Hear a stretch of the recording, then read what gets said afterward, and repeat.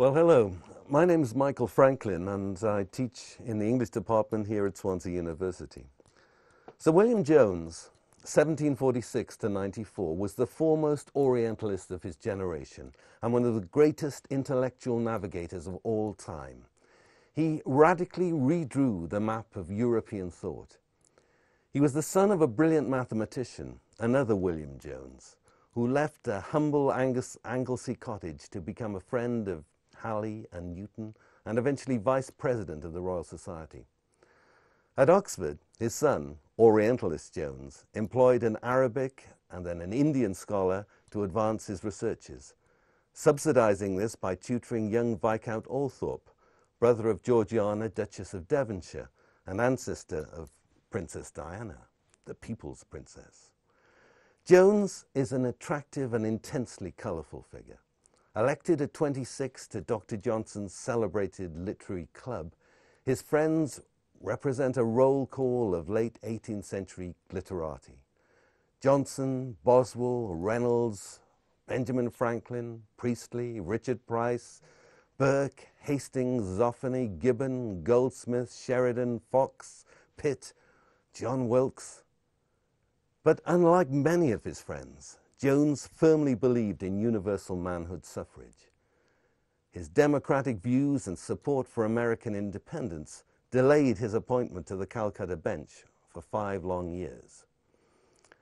As a barrister on the Carmarthen circuit from 1775 to 1783, he defended the yeomanry and peasantry of Wales, as he called them, against rack-renting Anglicised squires, monoglot English magistrates and judges. Jones's radical pamphlet, The Principles of Government, written to convince his friend Benjamin Franklin that politics could be understood by the working man, involved industrializing Flintshire in a notorious episode in the history of the Reform movement. It was reprinted by Jones's future brother-in-law, William Shipley, and early in 1783, the High Sheriff of Flintshire, Thomas Fitzmaurice, prosecuted Shipley for publishing a paper seditious, treasonable, and diabolical. But even while Fitzmaurice was trying to blacken Jones's name in Wales, Fitzmaurice's brother, the Prime Minister, Lord Shelburne, was at Windsor recommending Persian Jones for the Indian judgeship. Jones was appointed, knighted, and married to his beloved Anna Maria Shipley within a few weeks, and they started their married life on an amazing salary of £6,000 per annum. Multiply by 100 for some idea of that. He fell in love with India as soon as he stepped off the boat. In Calcutta, Jones founded the Asiatic Society early in 1784, and in less than 2 years, having learnt Sanskrit, his 3rd anniversary discourse revolutionized European language theory. It stressed global interconnectedness by recognizing Sanskrit as a more refined sister of Latin and Greek.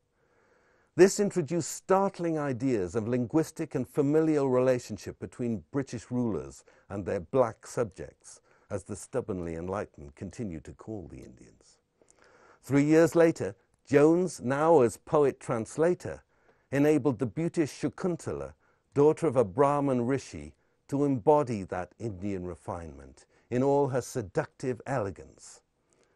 Kalidasa's play, Shakuntala, inspired poets, philologists, ethnologists, and mythographers throughout Europe. In 1771, Jones's Persian grammar, illuminated by the mystical poetry of Hafiz, had initiated Romantic Orientalism. 18 years later, in the revolutionary year of 1789, Jones's translation of Shakuntala lit the blue lotus touch paper of Romantic Indophilia. Jones sympathetically represented Hinduism also in a series of hymns he wrote to Hindu deities.